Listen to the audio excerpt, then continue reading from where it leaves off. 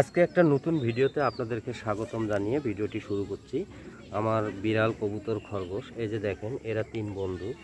বিড়ালের বাচ্চা যে ছোটোতে এত দুষ্ট হয়, কিউট হয়, তা আসলে আমার জানা ছিল না। সেক্ষেত্রে দেখেন খরগোশ ঘাস খাচ্ছে আর বিড়াল বসে বসে দেখতেছে। আসলে এরা সব সময় নিজেদের সাথে সব সময় একান্তভাবে থাকে। এরা আসলে একটা খরগোশ একটা বিড়াল কিন্তু সাধারণত বন্ধুত্ব হয় না। এদেরকে যদি ছোটোবেলার থেকে আপনারা লালন পালন করেন, সেক্ষেত্রে আপনাদের বন্ধুত্ব হওয়া স্বাভাবিক। আর এই যে দেখতে পাচ্ছেন বিড়ালের বেবিটা, এ কিন্তু আসলে ছোটোতে বিড়ালের বেবি খুব দুষ্ট হয়। আর সাধারণত দেখেন এই সব সময় ছটপটে বেড়ায়, এ কিন্তু ওদেরকে পাহাড় দেয়। আর আমার জানা ছিল না যে বিড়াল কিন্তু ঘাস খায়।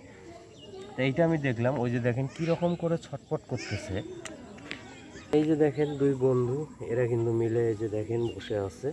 আর সে কিন্তু আসলে একটা বাঘের মতো সাইজ, এই যে দেখেন চমৎকার। আর তার সাথে সে কিন্তু আসলে ঘাস খাচ্ছে।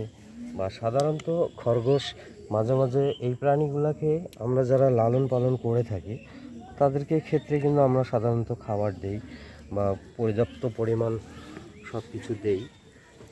তা আজকে পরবর্তীতে আরও সুন্দর সুন্দর চমৎকার কিছু কোয়ালিটির ভিডিও আপনাদের মাঝে আমি শেয়ার করব। আজকের ভিডিওটা আমি এই পর্যন্ত রাখতেছি। পরবর্তীতে চ্যানেলটির সাথে থাকবেন। যারা নতুন তারা অবশ্যই চ্যানেলটি সাবস্ক্রাইব করে দিবেন। আমি চাই যে আপনাদের মাঝে আরও পরবর্তীতে চমৎকার ভিডিও নিয়ে আপনাদের মাঝে হাজির হব। এই ধরনের প্রাণী, পশু পাখি নিয়ে আপনাদের মাঝে হাজির হব। তা এই যে মাঝে মাঝে এদেরকে আমি খাবার দেই, সব সময় এদেরকে দেখাশোনা করি। এই যে দেখেন বিড়ালের বাচ্চা, এরা ছোটোতে খুবই কিউট হয়। এরা সব সময় খেলাধুলা পছন্দ করে, লাফালাফি পছন্দ করে। তা যারা নতুন, যারা চ্যানেলটা এখনও সাবস্ক্রাইব করে নেই, তারা চ্যানেলটি সাবস্ক্রাইব করে সাথে থাকবেন। আজকের ভিডিওটা এই পর্যন্ত। পরবর্তী ভিডিও নিয়ে অবশ্যই হাজির হব। ধন্যবাদ সবাইকে।